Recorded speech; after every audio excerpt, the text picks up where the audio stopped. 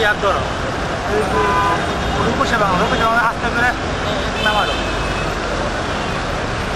কাটো কাটো কাটো কাটো আস্তে করে নামালো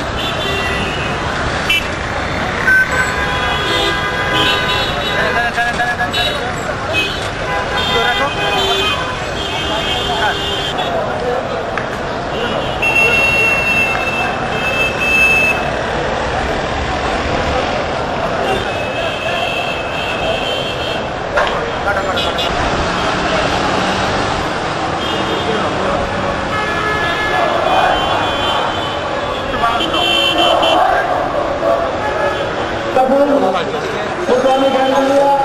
এবং বাড়ি থাকার পক্ষ থেকে আমরা এই অধিকার আমরা এই রাজধানী পর্যন্ত আমরা গণপরিষদে আবদ্ধ হয়েছি।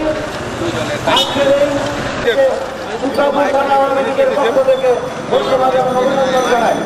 সংগ্রামী ভাইয়ের আমার সেই প্রতিজ্ঞা আমরা সব সময় করি এবং আজকেও করি। সুতরাং আজকে বিরোধী দল যে নৈরাজ্য সৃষ্টির জন্য বিভিন্ন কর্মসূচি আমাদের সামনে তুলে ধরেছে, আমরা তাদের নিন্দা জানাই। আমরা পাশাপাশি তাদেরকে অনুরোধ জানাই, আপনারা অপেক্ষা করুন, সামনে নির্বাচনের সময় অন্যায়টা করেছিল বাঙালি জাতীয়তার সাথে।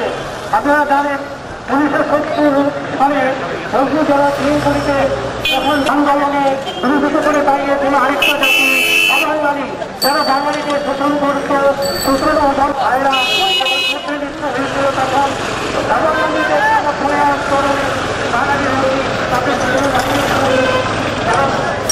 শুধু বাঙালিকে চেয়েছিল, তারা পাকিস্তান রাখতে চেয়েছিল।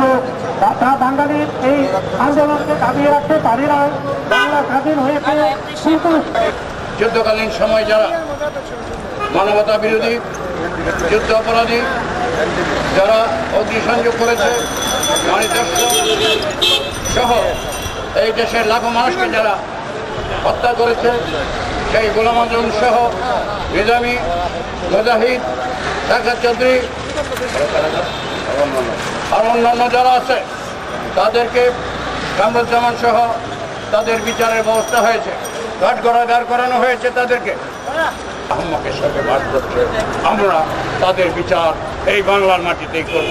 বাংলার মাটিতে কর্মসূচির আওতায় আজকের এই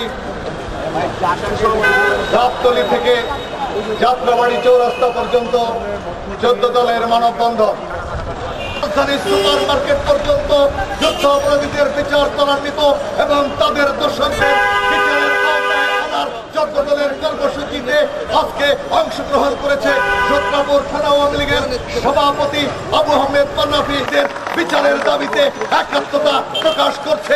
বাংলার জনগণকে আমাদের পাশে আসার জন্য, শেখ হাসিনার পাশে আসার জন্য, নৈরাজ্য, বিশৃঙ্খলা, সন্ত্রাসকে পরিত্যাগ করে শান্তির পথে আসার জন্য আজকের এই মানববন্ধন থেকে আমরা আহ্বান জানাচ্ছি সকল নেতৃবৃন্দকে।